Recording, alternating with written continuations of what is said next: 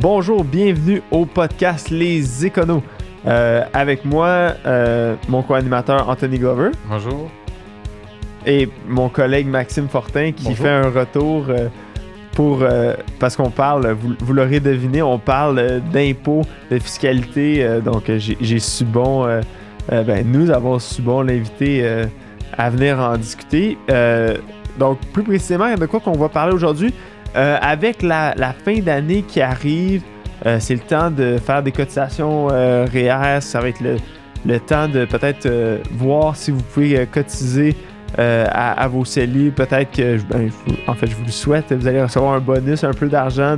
On a un peu d'argent qui nous reste en fin d'année, puis on se dit qu'est-ce que je fais avec ça? Est-ce que je l'investis? Puis si je l'investis dans quoi? Écoute, on n'est pas des planificateurs financiers, des experts en investissement, mais il y a quand même la fiscalité a un rôle à jouer dans notre décision de comment est-ce qu'on va placer notre argent. Puis c'est ça qu'on veut essayer de répondre aujourd'hui. Donc, sans plus tarder, on passe ça.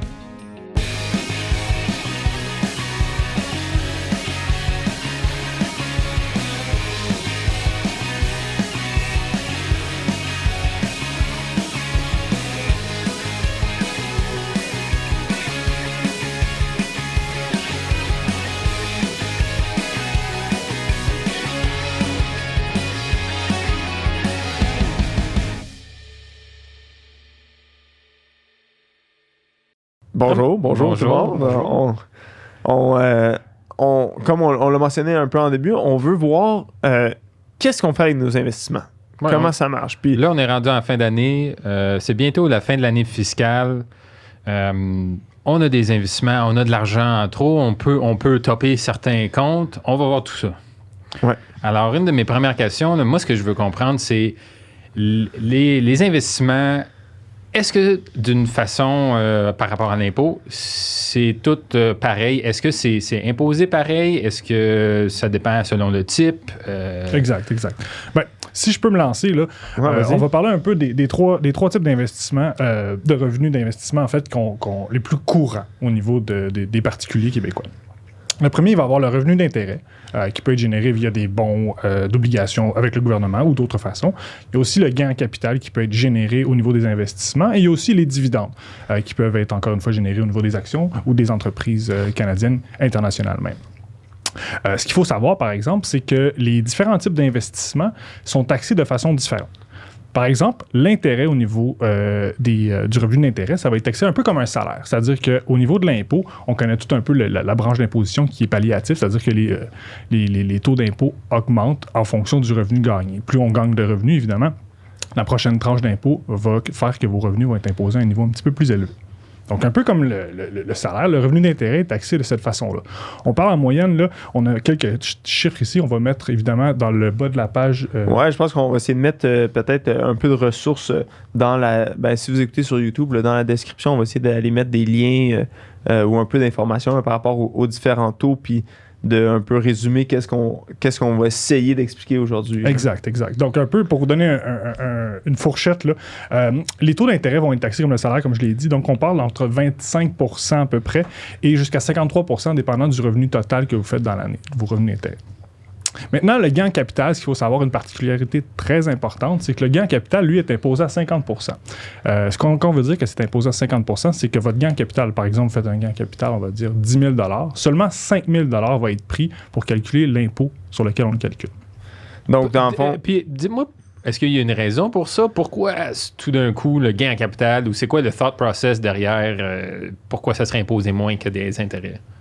Pour faire gros, là, parce que la fiscalité, des fois, il n'y a pas nécessairement une logique, mais le gain en capital, c'est parce qu'il y a un gros risque associé à ça. OK. Tu sais, là, jadis, un temps où le gain en capital n'était pas imposé. Maintenant, le gain en capital est imposé, mais à 50%. Donc, parce qu'il y a un risque du fait de détenir un bien, puis de la spéculation. Exact. On peut dire aussi que pour un gain capital, il y a l'inverse aussi, une perte en capital qui, pour les mêmes raisons, va être imposée ou déductible à 50%. Okay. Ouais. Donc, contre les gains en capital au même niveau. Là. Donc, le gain en capital est assez particulier pour ça. Donc, je pense qu'on parle... on parle directement de 50% de l'imposition des taux similaires pour l'intérêt. Donc, pour un 10 000 de gain en capital versus un 10 000 d'intérêt, on va parler de 50% du taux d'imposition. Donc, quand même assez avantageux, là, le gain en capital. Puis là, le gain capital, on parle pas nécessairement d'une vente de maison principale. Là. Ça, c'est différent. Non, ça peut être ouais, exactement. Il y a plusieurs types de gains en capital. Il y a des exemptions qui existent pour si c'est une résidence principale. Mais quand on parle d'investissement, là, on parle d'un 50% versus pour donner l'intérêt. Exemples, ça peut être des actions cotées en bourse. Oui. Ça peut être aussi des actions au niveau privé, c'est-à-dire que vous avez des actions d'une entreprise canadienne privée. Ça peut, c'est très large. Le gain en capital, là, ça touche beaucoup de choses. Puis pour encourir le gain capital, doit-on nécessairement vendre il doit avoir une disposition. OK. Exact. Donc, c'est un peu plus large que juste vendre. Là. Il peut y avoir un échange, par exemple. Ouais. On pourra en parler peut-être un petit peu plus longuement plus tard. Ouais. Aussi, n'oublions pas les revenus de dividendes qui peuvent être une partie importante de vos revenus durant une année. Si vous avez des investissements à la bourse ou encore une fois dans des actions privées d'une entreprise, vous pouvez recevoir des dividendes qui peuvent être des dividendes déterminés, des dividendes non déterminés en fonction de ce que l'entreprise est, en fait.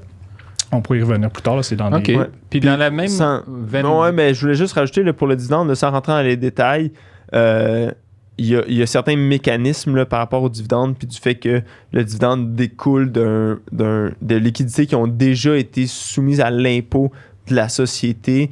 Il est imposé à un taux d'imposition qui est plus bas. Donc, on va parler entre 4,5% et 40,1%. Là, Vu que l'entreprise, c'est des surplus parce que l'entreprise a, en théorie, déjà payé des impôts. Exactement. À un taux plus élevé, généralement. OK. Ce qu'il faut retenir, en fait, là, c'est que le dividende, généralement, est moins imposé un peu que les revenus d'intérêt que vous allez faire. OK. Ça m'amène à ma prochaine question. Est-ce qu'un investisseur devrait baser son portfolio juste sur ce qui va se faire taxer? C'est-à-dire, là, OK, les dividendes, c'est imposé moins, puis le gain en capital, c'est la moitié que les intérêts. Fait que moi, je mets tout mon argent dans des gains en capital puis dans des dividendes. Ouais, ben, ce serait faux de dire ça.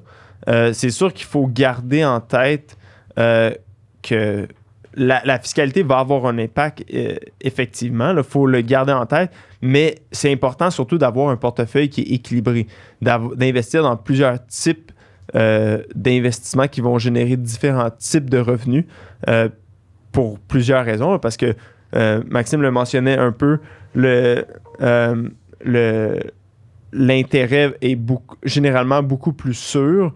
Le gain en capital va être un peu plus risqué, comme on le mentionnait, mais c'est important d'aller chercher quelque chose qui est équilibré. Puis ça va être peut-être d'utiliser les forces et faiblesses de chacun pour aller chercher quelque chose qui a du sens à travers les différents véhicules d'investissement qui existent. OK. Puis donc, ces véhicules d'investissement sont... On parle de soit d'investir à travers un CELI, OK. à travers un REER, que ce soit dans des comptes non enregistrés. C'est tous des trucs qu'on va faire là. De façon générale, on maximise toujours notre CELI. Après ça, on maximise notre REER. Puis si jamais tout est plein puis qu'on a d'autres trucs, là, on va aller regarder à investir dans des comptes non enregistrés. Donc, directement, là, moi, OK. Christophe Terrien, j'investis dans un portefeuille en mon nom, pas à travers un CELI ou un REER. Puis, expliquez-moi pourquoi le CELI est avantagé ou est mis de l'avant. Pourquoi est-ce que c'est celui-là le plus que les gens devraient investir ou remplir en premier? Ben, ce qu'il faut comprendre, là, en fait, là, pour les comptes enregistrés, quand on parle de comptes enregistrés, les deux qu'on a parlé, c'est qu'il y a une déduction fiscale qui est permise. Pas nécessairement une déduction, en fait, c'est que l'intérêt, les gains qu'on fait à travers ces comptes-là ne sont pas imposés. OK. Si on parle du CELI, par exemple, c'est pour ça aussi qu'il y a des limitations. Puis pourquoi le gouvernement fait ça? Pourquoi il dit vous avez le droit à cette tranche d'argent-là que j'imposerai pas? Ben, ces comptes-là ont été en effet créés pour générer de l'épargne au niveau des Canadiens, que ce soit le REER ou le CELI, c'est en fait la base de ces comptes-là. Mais c'est pas vrai de dire que le CELI est absolu. Il y a quand même des stratégies, là, puis là, c'est ça qu'on tombe un peu du moment où est-ce qu'on maximise, puis que là, on a l'option de dire, OK, là, j'ai plus d'investissements que je veux faire. Donc, le CELI, est-ce que je mets tout dans mon CELI? Excusez-moi. Ou est-ce qu'il y a des trucs, par exemple, qui devraient peut-être pas être dans un CELI? Comme, par exemple, si j'investis dans des placements aux États-Unis. Pourquoi? Parce que Si j'ai un retour, un dividende, par exemple, d'une action cotée sur le marché américain, l'impôt étranger, je ne pourrais pas le récupérer à travers le CELI parce que je ne paye pas d'impôt sur mes gains sur le CELI. Versus si on le met dans un REER, si ces actions-là sont détenues dans un REER, bien là, à ce moment-là, il y a, aux États-Unis spécifiquement, il y a peut-être des conventions collectives, internationales, des traités fiscaux avec d'autres pays qui le préviennent, mais je sais par expérience qu'avec les États-Unis, il n'y a pas d'impôt de non-résident qui est prélevé lorsque tu détiens à travers un REER une action cotée sur la bourse américaine dans un REER. Donc, pour ça, si on veut investir dans des actions comme ça, on va l'investir à travers notre REER. De la même façon, si on veut aller chercher quelque chose avec un gain en capital, qui va générer un gros gain en capital, quelque chose qui est très spéculatif, peut-être que le CELI, ça va être plus intéressant. Oui, c'est ça. Si moi, je pense que telle action va monter vraiment beaucoup puis je vais faire un gros gain, ou que je vais juste la garder genre quelques mois puis je vais le vendre pour me faire un coup d'argent, là, on va dire. Là, on pense au CELI. Là, c'est un véhicule approprié. On parlait de l'intérêt tantôt, puis comme quoi c'était celui qui avait un taux d'imposition le plus haut. Ben là, on va dire, on va le mettre dans le... Vu qu'il y a de l'imposition, on va aller le mettre peut-être plus dans un REER ou dans un CELI, parce que le REER, en fait, t'es imposé lorsque tu le sors. Donc, peu importe quel genre de revenu est-ce que tu vas avoir gagné dans le REER, ben, tu vas pouvoir aller le sortir au même niveau que ce soit n'importe quel type de revenu, soit de l'intérêt, du dividende, du gain en capital. Ce revenu-là, tu peux le sortir. Quand tu vas le sortir, tu vas t'imposer dessus. Donc, peu importe comment il a été gagné ce revenu-là, ça ne change pas grand-chose. Donc, ça, c'est vraiment comme ça qu'on va dire... Généralement, en fait, ce que pour dire... Quel véhicule on choisit, là, tu sais?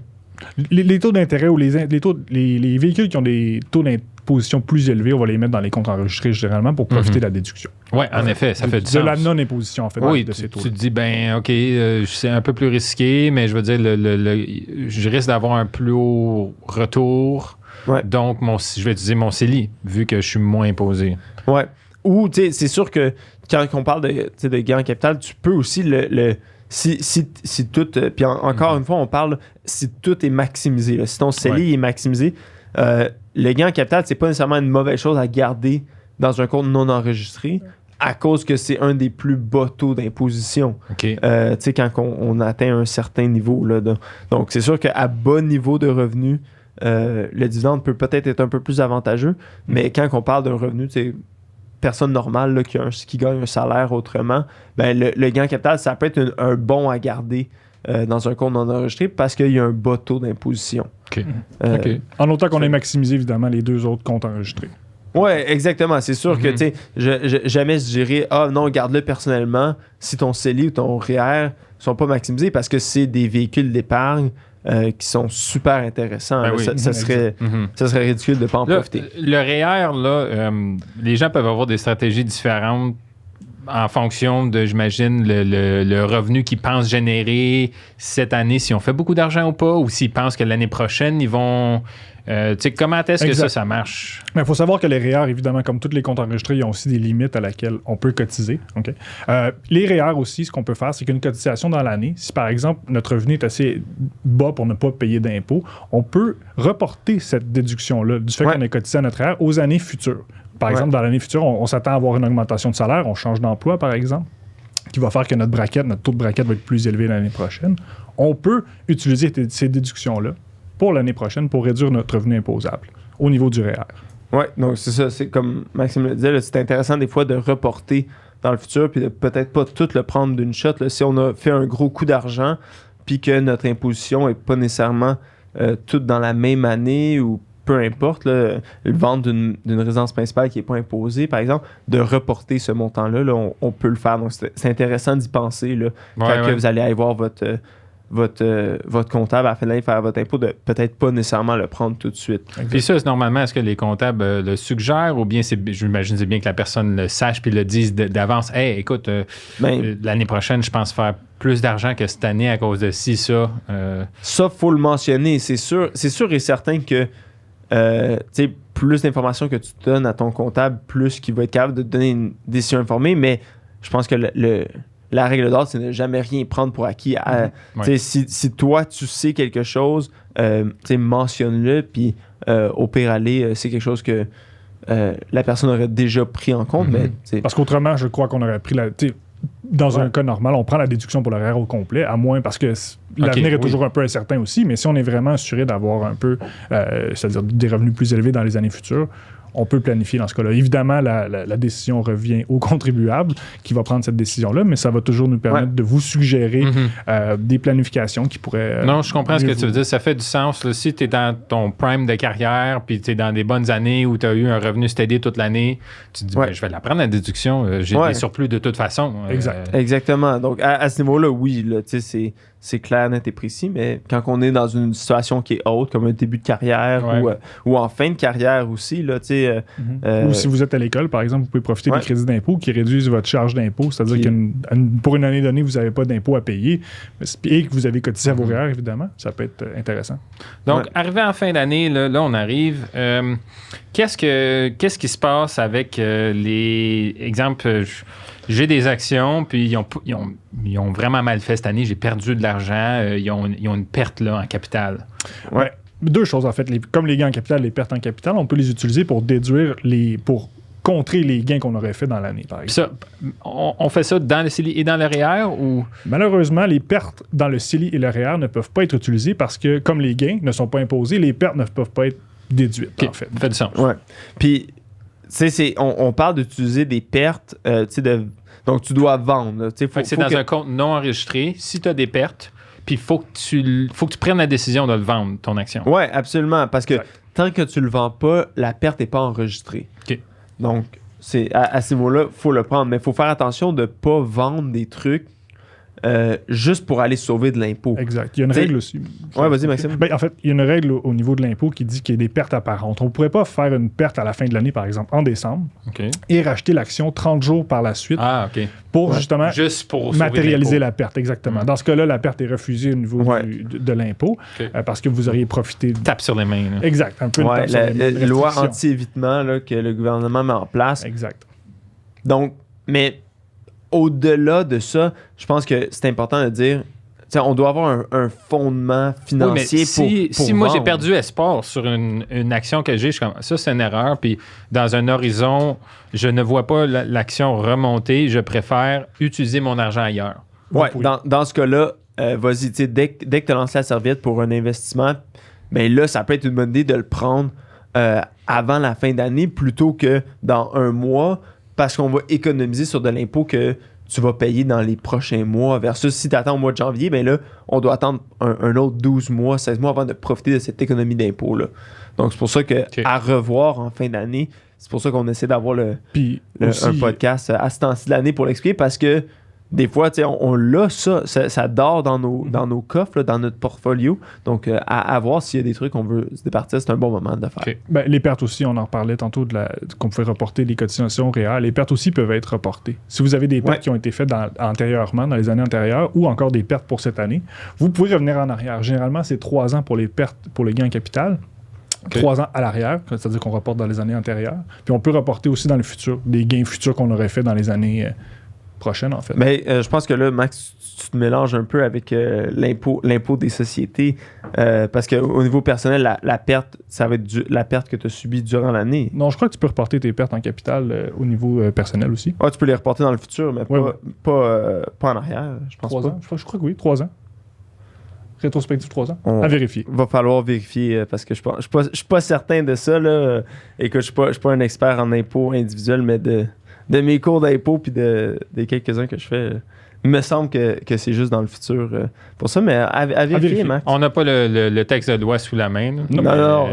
Écoute, on est en contexte de podcast. Donc, les gars, nous revenons du futur et nous avons vérifié Christophe, peux-tu me dire qui avait raison? Est-ce que ton collègue avait raison? Ça me fait un pincement au cœur, mais Maxime avait raison. Bon. On a vérifié là, tout de suite après l'enregistrement du podcast. Puis en effet, les pertes en capital peuvent être reportées 3 ans dans le passé. Donc, j'étais pas certain. Moi, j'étais sous l'impression qu'on pouvait seulement les utiliser. Mais tu avais raison, pareil comme les entreprises. Oui, exactement, mais au niveau individuel, écoute, c'est mon erreur, je m'en excuse. Il n'y a pas de quoi. Puis, on passe à un autre sujet. On va essayer d'oublier ça le plus rapidement possible. Écoutez, un autre sujet, moi, qui m'intéresse, là, parce que moi, j'aime pas payer de l'impôt. Je sais qu'on peut pas l'éviter, mais je crois qu'il y a beaucoup de personnes qui partagent un peu ce feeling-là de hey, j'ai travaillé tellement fort pour cette affaire-là, j'ai pris un risque, puis je m'en fais enlever, tu sais, je m'en fais enlever. Ouais. La crypto-monnaie, ça fait tout, ça. J'ai étudié la crypto-monnaie à l'intérieur de Montréal, de mon CELI, dans d'autres comptes. Tu sais, c'est des comptes Binance puis tout ça. Là, genre, le gouvernement, là, il voit ça comment, la crypto-monnaie? C'est une très bonne question. Là. C'est une question d'actualité aussi. En fait, ouais. La crypto-monnaie, quand tu parlais des comptes là, de crypto-monnaie, ça, c'est des comptes qu'on appelle non enregistrés, des comptes qui sont à l'extérieur des comptes REER CELI que vous avez. Okay. La crypto-monnaie, c'est un peu comme n'importe quelle autre monnaie actuellement. C'est-à-dire que si vous achetez ou par exemple des actions, vous détenez un actif financier qui est la crypto-monnaie. Comment ça s'est imposé maintenant? C'est imposé une fois que vous en faites, par exemple, vous en avez dans vos mains depuis quelques années. C'est imposé une fois que vous en disposez, vous l'échangez. Par exemple, certains commerces, maintenant, je crois, peuvent accepter les bitcoins. Comme type de paiement. Ouais. Donc, vous avez par exemple, on va dire un bitcoin, vous faites un achat avec ce bitcoin-là ou une fraction de bitcoin, vous devez calculer votre gain en capital sur ce bitcoin-là. Moi, à chaque fois que j'achète quelque chose avec mon bitcoin, je dois calculer. Oui, parce que c'est l'équivalent d'une disposition. Je pense que c'est. Tu sais, on passe outre certains procédés comme. Mais si on prend le comparatif d'une action. Quand tu es en bourse, tu vends l'action, tu reçois le cash, tu sors le cash, tu achètes quelque chose. Là, tu bypasses un peu le fait de vendre ça parce que tu l'échanges, mais tu dois calculer ton gain au moment que si tu achètes quelque chose d'une valeur de 100$ avec une portion de Bitcoin ou un Bitcoin, ben, tu dois attribuer cette valeur-là de disposition à 100$ pour ce que tu as utilisé pour vendre. Fait que c'est une disposition. Okay. C'est ce qui diffère un peu de l'action cotée en bourse ou de comment est-ce qu'elle va être traitée là, à ce niveau-là. Puis une autre différenciation aussi, c'est que le Bitcoin, comparativement à que ce soit des dollars en devise ou de la monnaie étrangère, où il y a pas, tu peux aller faire du minage de Bitcoin puis aller générer différents types de revenus. Ça, c'est différent, non? C'est pas considéré comme une disposition, le minage. Non, exactement. En fait, le minage, vous créez de la monnaie. Pour ceux qui sont un peu moins initiés, en fait, pour créer de la monnaie, ça doit être fait par des serveurs. C'est des chain blocks, en fait, qui sont créés. C'est un peu comme ça, dans ce cas-là, la position de Revenu Canada ou du gouvernement sur ça va être un peu comme du revenu d'entreprise. Étant donné que vous générez de la crypto-monnaie, c'est un peu une entreprise que vous faites. Donc, le gain en capital, à ce moment-là, la crypto-monnaie ne sera pas imposée comme du gain en capital, mais plus comme du revenu d'entreprise. Ouais. Vas-y. Ben, en fait, j'allais dire, c'est sûr que c'est regardé dans un ensemble. C'est-à-dire que si vous faites ça un peu sur le side, vous avez un ordinateur que vous en faites une fois de temps en temps, évidemment, il y a moyen de considérer, on pourrait considérer ça comme du gain en capital en regardant l'ensemble de ce que vous faites, le nombre de transactions par exemple, votre type d'emploi et différentes autres choses en fait. Mais si je fais ça à temps plein puis j'ai plusieurs serveurs puis je suis init à chaque journée. Pour ça, même l'achat, tu sais, quand on parle de faire quelque chose à temps plein, puis il n'y a pas de règles précises. Là. Je pense qu'on parle plus de ligne directrice. Mais si c'est quelque chose qu'on fait à temps plein, ça peut devenir du revenu. Tu sais, le gain en capital qu'on parlait d'aller acheter pour la spéculation puis de revendre plus cher. Si c'est ce que tu fais à temps plein puis que tu fais beaucoup de transactions. Journalière, du day trading. Exactement. Le day trading, c'est la meilleure. C'est une mauvaise traduction, mais c'est que là, ça devient du revenu d'entreprise. Donc, même à ce moment-là, une transaction identique qui aurait été faite par quelqu'un qui fait ça de façon occasionnelle puis qui a été traité comme un gain en capital est traité comme du revenu d'entreprise. La même chose, le CELI ne peut pas être utilisé pour faire ce genre d'activité-là. le CELI, c'est vraiment à titre d'épargne personnelle. Quand ça devient du day trading, donc un revenu d'entreprise, là, il peut être imposé. Donc, c'est quelque chose qu'il faut que les gens fassent attention. OK, il faut faire aussi. attention de ne pas faire du day trading dans le CELI. Ben, exactement. Puis le day trading, c'est pas nécessairement précis. Là, on parle pas de monsieur, madame, tout le monde qui place ses trucs puis qui fait une coupe de transactions. Vous avez le droit de faire mois. des transactions dans un CELI pour profiter des aléas du marché, là aussi. Là, ça, c'est évident, mais c'est quand on parle de quelqu'un qui s'y met. Qui achète puis qui vend dans la même journée. À temps plein. Là, plusieurs transactions. Exact. Là, votre emploi aussi, si vous êtes en finance, évidemment, et que vous connaissez ça, il faut faire un petit peu plus attention. Là. C'est regarder au niveau global, en fait, de vos... Exactement. Donc, c'est juste des petits trucs un peu que on va donner aux gens pour planifier leur investissement de façon fiscalement optimale. Je pense qu'on donne pas nécessairement le blueprint de comment investir. Je pense que c'est des lignes directrices que les gens peuvent avoir, puis des questions qu'ils peuvent se poser à leur planificateur financier, leur comptable avec la fin d'année qui arrive. Fait que j'espère que ça va un peu donner une bonne idée aux gens de où s'en aller, puis quoi faire attention, puis peut-être de réfléchir un peu, tu sais, je mets quoi où, là, tu sais, sans trop, perdez pas de sommeil là-dessus, mais ça peut être vraiment avantageux de le faire. Donc, super. Ben, j'espère que ça a répondu à tes questions puis aux questions des gens. Puis si jamais vous avez d'autres questions ou des commentaires, n'hésitez pas à nous laisser un commentaire, de visiter un peu les ressources qu'on va laisser dans la description ou peu importe sur nos pages Facebook, Instagram, ce genre de trucs-là. N'hésitez pas à le faire. Merci. Merci à toi. Bonne journée les gars. Bonne journée.